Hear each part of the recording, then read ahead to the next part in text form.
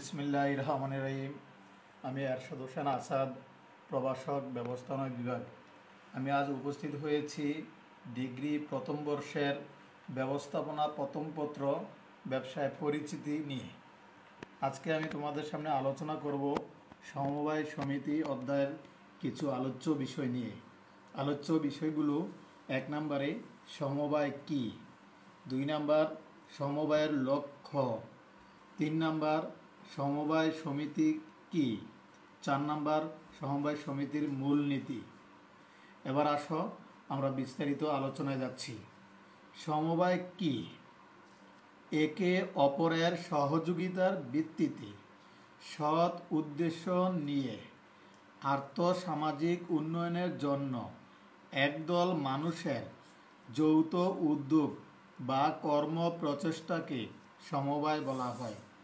সুপ্রিয় শিক্ষার্থীবৃন্দ, তোমাদের সুবিধার্থে আমি আবারও বলছি, একে অপরের সহযোগিতার ভিত্তিতে সৎ উদ্দেশ্য নিয়ে আর্থসামাজিক উন্নয়নের জন্য একদল মানুষের যৌথ উদ্যোগ বা কর্ম প্রচেষ্টাকে সমবায় বলা হয়। প্রশ্ন 2, সমবায়ের লক্ষ্য ও উদ্দেশ্য কি? ক্ষুদ্র সঞ্চয় ও শক্তিকে সংঘবদ্ধ করে যৌথ প্রচেষ্টার মাধ্যমে আর্থসামাজিক মুক্তি এনে দেওয়া সমবায়ের লক্ষ্য।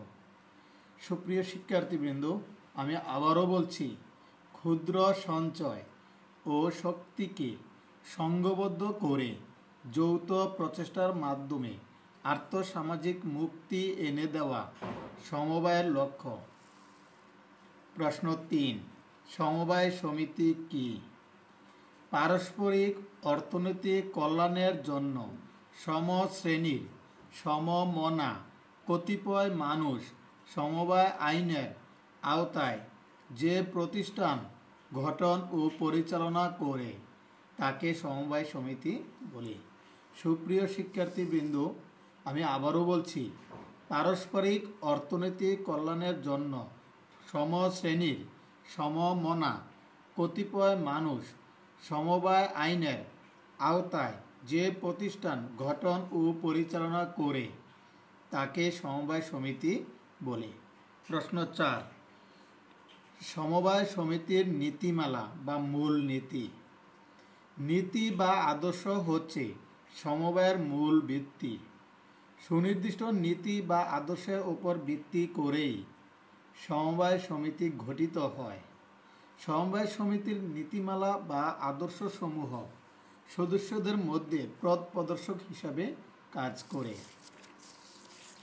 সমবায় সমিতির নীতিমালা নিম্নে উল্লেখ করা হলো: 1, সাম্য ইকুয়ালিটি, 2, একতা ইউনিটি, 3, সহযোগিতা কোঅপারেশন, 4, নৈকট্য প্রক্সিমিটি, 5, সততা অনেস্টি, 6, সমঝোতা ও বন্ধুত্ব কম্প্রোমাইজ অ্যান্ড ফ্রেন্ডশিপ, 7, গণতন্ত্র ডেমোক্রেসি, 8, সমভোটাধিকার ইকুয়াল ভোটিং রাইট, 9, সেবা সার্ভিস, 10, মিতব্যয়িতা ইকোনমি, 11, শান্তি ও শৃঙ্খলা পিস অ্যান্ড ডিসিপ্লিন, 12, নিরপেক্ষতা ইম্পারেটিলিটি, 13, মুনাফা বন্টন ডিস্ট্রিবিউশন অফ প্রফিট, 14, স্থায়িত্ব স্টেবিলিটি। সুপ্রিয় শিক্ষার্থীবৃন্দ, এবার আমি এই 14টি নীতিমালার বিস্তারিত আলোচনা করব।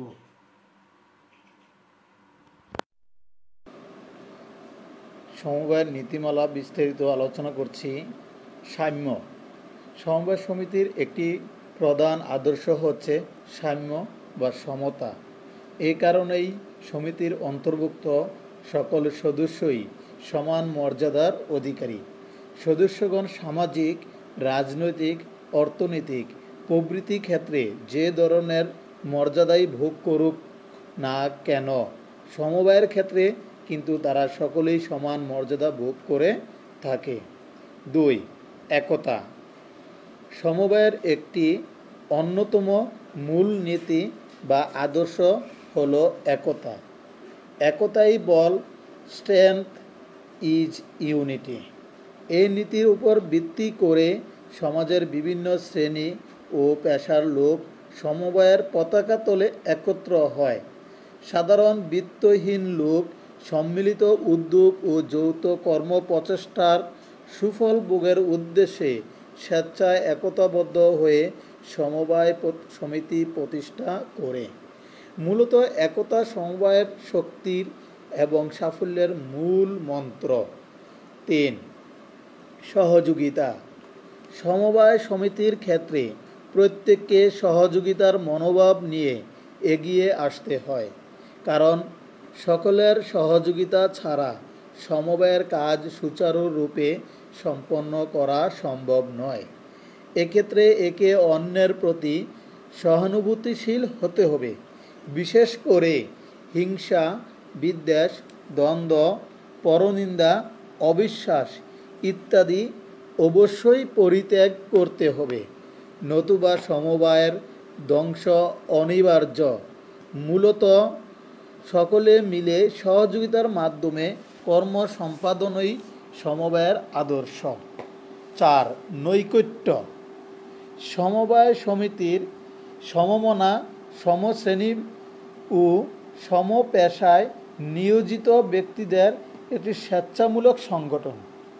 তাই এর গঠনে নৈকট্যের বিষয়টি অবশ্যই পালনীয় একটি আদর্শ হিসেবে বিবেচিত, কারণ একই পেশাযুক্ত বা একই এলাকায় বসবাসকারী ব্যক্তিদের নিয়ে সমবায় সমিতি গঠন করা হয়। 5. সততা।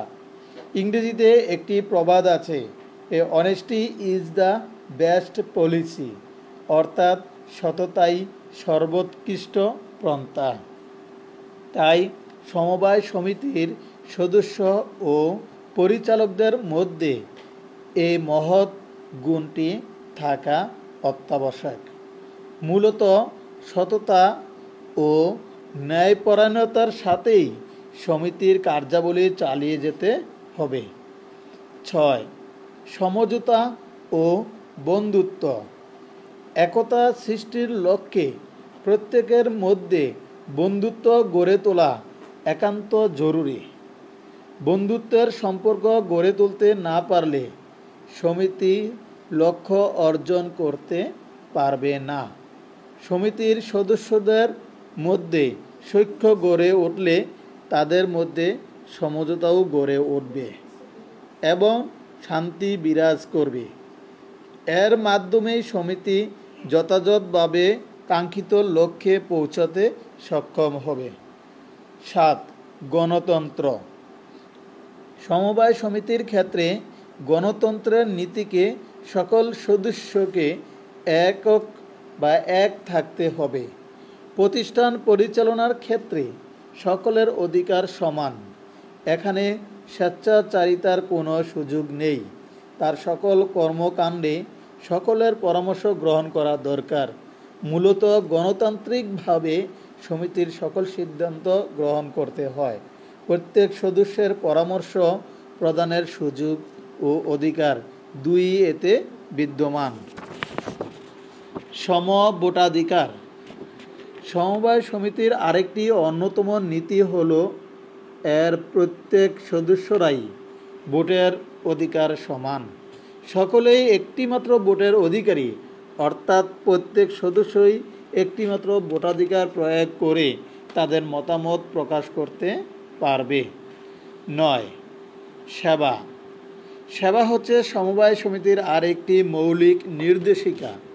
সমবায়ের মূল লক্ষ্য হচ্ছে ব্যক্তি স্বার্থকে বিবেচনায় না করে সকলের স্বার্থকে সমানভাবে বিবেচনা করা।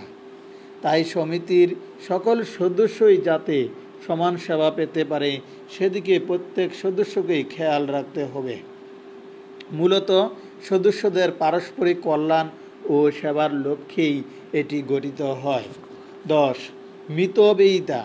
সমবায়ের ক্ষেত্রে মিতব্যয়িতা একান্ত আবশ্যক, কারণ সমিতি দরিদ্র জনগোষ্ঠী দ্বারা গঠিত একটি প্রতিষ্ঠান।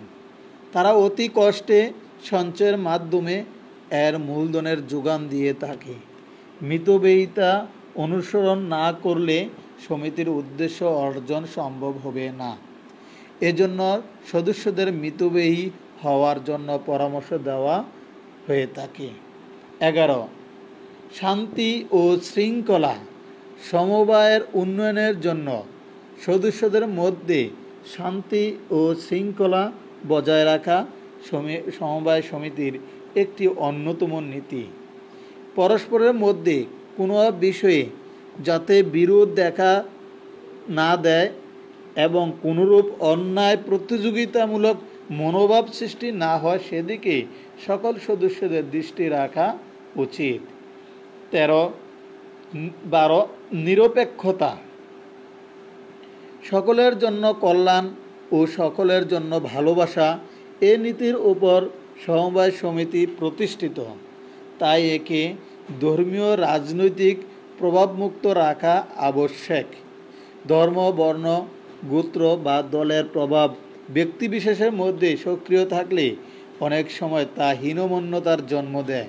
তাই সমবায়ের সদস্যকে সকল ধরনের হীনমন্যতা পরিহার করে সকল সদস্যদের কল্যাণ অর্জনের লক্ষ্যে নিরপেক্ষতার নীতির উপর আস্থাশীল থাকতে হয়। 13 মুনাফা বন্টন। 2001 সালের সমবায় আইনের বিধান অনুযায়ী অর্জিত মুনাফার 15% সংরক্ষিত তহবিলে এবং 3% সমবায় উন্নয়ন তহবিল, যার 2% সমবায় প্রশিক্ষণ ও উদ্বুদ্ধকরণের জন্য ব্যয়যোগ্য, এর চাঁদা হিসেবে সংরক্ষণ করতে হয়। অবশ্যই উপবিধিতে উল্লেখ থাকলে অন্যান্য উদ্দেশ্য অর্জিত মুনাফার সর্বাধিক 10% সংরক্ষণ করা যায়। অবশ্যই অর্থায়নকারী বা ঋণদানকারী সমবায় সমিতির বেলায় কুঋণ সঞ্চিতি হিসাবে মুনাফার 10% বাধ্যতামূলকভাবে সংরক্ষণ করার কথা বলা হয়েছে। বাকি অংশ সাধারণ সভার সিদ্ধান্তক্রমে শেয়ার গ্রহীতাদের মধ্যে বন্টন করা হয়। ধারা 34। 14 স্থায়িত্ব। সমবায় সমিতির জন্য স্থায়িত্ব একান্ত প্রয়োজন, কারণ স্থায়িত্ব ব্যতীত কোনো প্রতিষ্ঠান অন্যের আস্থাভাজন হতে পারে না।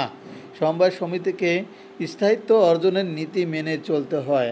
আইনের মাধ্যমে সংগঠিত স্বাধীন সত্তা সদস্যদের আস্থা ও বিশ্বাস, পারস্পরিক সহযোগিতা, গণতান্ত্রিক ব্যবস্থাপনা ইত্যাদি সমবায়ের স্থায়িত্ব নিশ্চিত করে। উপরোক্ত নীতিগুলো যে কোনো সমবায় সমিতির জন্য আলোকবর্তিকা হিসাবে কাজ করে। নীতিগুলো পালন করা প্রত্যেক সদস্যের কর্তব্য। যে সমিতির সদস্যগণ যত বেশি নীতির প্রতি শ্রদ্ধাশীল থাকবে, সে সমিতি তত বেশি উন্নতি লাভে সক্ষম হবে। সমবায় সমিতি সমাজে শ্রেণী বৈষম্য দূর করে সমাজে সাম্য প্রতিষ্ঠা করে, কারণ সমিতির প্রধান নীতি হলো সকল সদস্যকে সমান হতে হবে, তাদের একই উদ্দেশ্য থাকতে হবে। সুপ্রিয় শিক্ষার্থীবৃন্দ, আজকে আমি তোমাদের জন্য আলোচনা করলাম সমবায় সমিতির মূল নীতিমালা। এই নীতিগুলো তোমরা বাসায় মনোযোগ দিয়ে একটু পড়বা। আশা করি তোমাদের ডিগ্রি প্রথম বর্ষে যারা আছো তাদের অনেকটাই উপকৃত হবে। তবে এই সময়টাকে তোমাদের কাজে লাগানো উচিত। যথা সময় বাসায় বসে নিয়মিত পড়ালেখা করবা। সামনে কলেজ খোলা মাত্রই তোমাদের পরীক্ষা শুরু হয়ে যাবে, তাই পরীক্ষার প্রিপারেশনটা তোমাদেরই নিতে হবে। মনে রাখতে হবে, সার্টিফিকেট কিন্তু তোমাদের অর্জন করতে হবে, তোমাদের সার্টিফিকেট কেউ অর্জন করে দিবে না। তাই তোমাদেরই বুঝে শুনে লেখাপড়া করতে হবে। শুধু কলেজ নির্ভর হলে বা শিক্ষক নির্ভর হলে চলবে না। তাই তোমাদের সুস্বাস্থ্য ও সাফল্য কামনা করে আজকে এখানেই আমি শেষ করছি। আল্লাহ হাফেজ, ভালো থাকো, সুস্থ থাকো।